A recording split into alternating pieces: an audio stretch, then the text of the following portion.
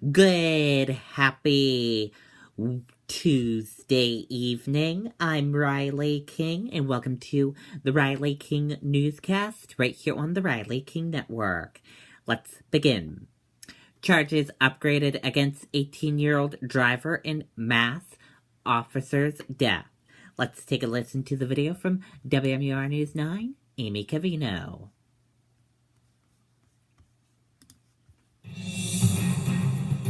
We provide a service like few others across the United States. Modified CEMS at Cheshire Medical Center. We have the equipment and the training to handle life support missions. We have the landing zone set up in the ball field. We take care of the most sick and most badly injured patients, and to be able to help those people on a daily basis is incredibly rewarding.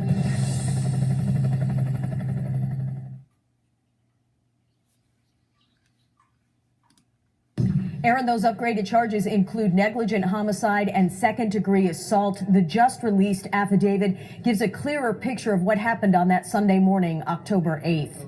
Investigators allege Michael Ricci was riding with a group from Danvers, Mass. Up to the New England Dragway in Epping.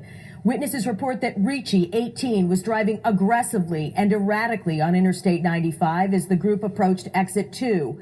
3 of them missed the exit. Ricci is described as the lead vehicle in this, who pulled over to the breakdown lane to tell the others to follow him. He would get them there. 2 vehicles allegedly went with Ricci northbound when Ricci's Mercedes pulled into a highway crossover marked as closed to unauthorized traffic. The group made a U-turn. Witnesses say Ricci was going very fast. The Mercedes collided with the Harley-Davidson that Louis Remigio was riding. The veteran Somerville, Massachusetts police officer died from his injuries. The court papers also say that Ricci declined to take a field sobriety test and to speak with New Hampshire State Police. Ricci is currently out on bail. He is due in court this Friday to be arraigned on upgraded charges. Live in the newsroom this noon, Amy Cavino, WMUR News 9. Okay, and there you go on that report.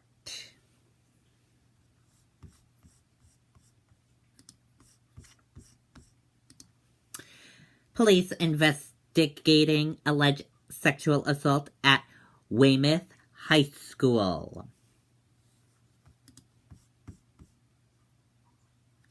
Police and school officials are investigating an alleged sexual assault that took place at Weymouth High School on Monday, the Patriot Ledger reported.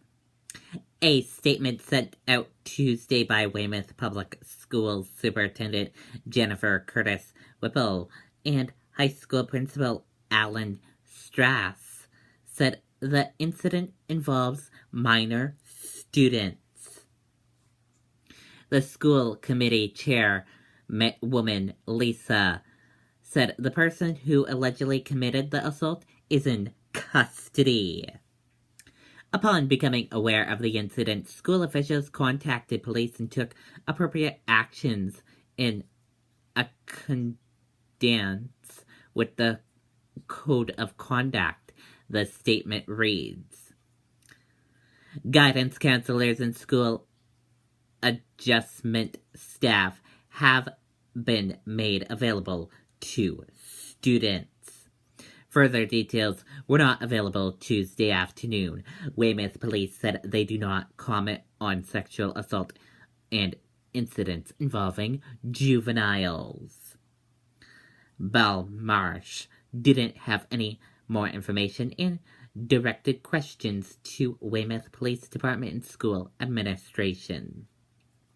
Information on the criminal charges in court proceedings involving minors are typically not made available to the public.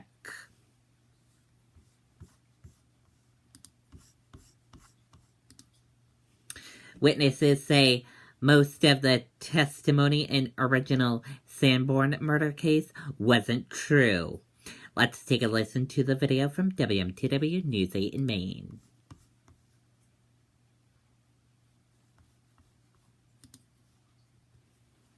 Spectrum delivers with superior HD picture and sound and fastest internet starting speeds for the price. Plus, Spectrum Voice lets you talk all you want with unlimited nationwide calling. Spectrum TV, internet, and voice. $29.99 per month each.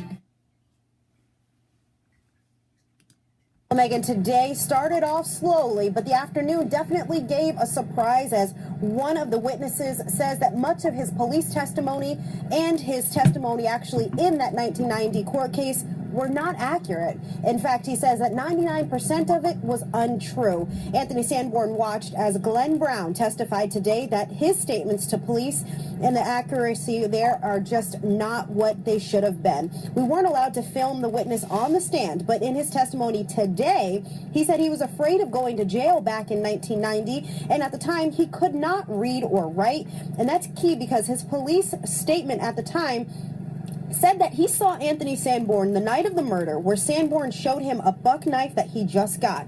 Days later, he said that he saw Sanborn with scratches on his face and that he knew Sanborn and Briggs were in an argument. Now, again, today he says that none of that was true and that no one asked him to swear to his police statement or to sign it. Again, he says that he could not read or write back then. So coming up at 5 and 6, we'll have more on that testimony and what it means. Live in Portland, Kyle Jones, WMTW News 8.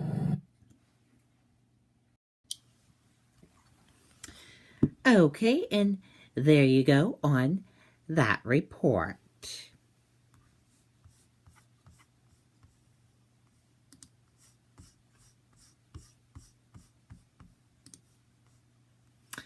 Okay, and now let's take a look at your markets and see how your markets closed for this Tuesday evening.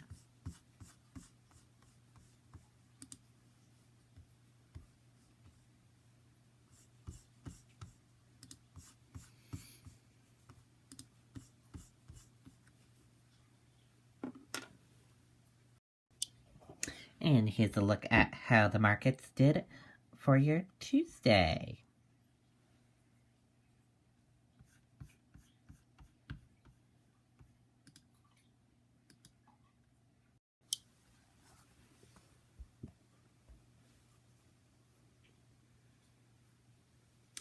Dow touches 23,000 for the first time, closed at record high. The Dow reached 23,000 for the first time. The index first closed above 22,000 on August 2nd. Boeing and Caterpillar were the biggest points contributes on the Dow since August 2nd, when the index first broke above 22,000. On Tuesday, the index was buoyed by United Health, which reported a strong than expected quarterly profit and raised its first full year adjustment earnings forecast. The Dow Jones Industrial Average rose on Tuesday and broke above 23,000 for the first time on the in-trade basis.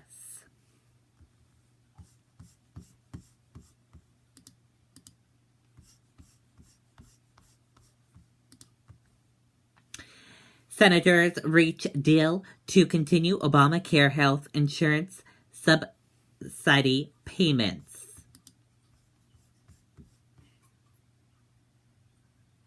Let's take a listen to this video from ABC News. What I need now, I believe that when I see something for you to show me, hush your lips, stop your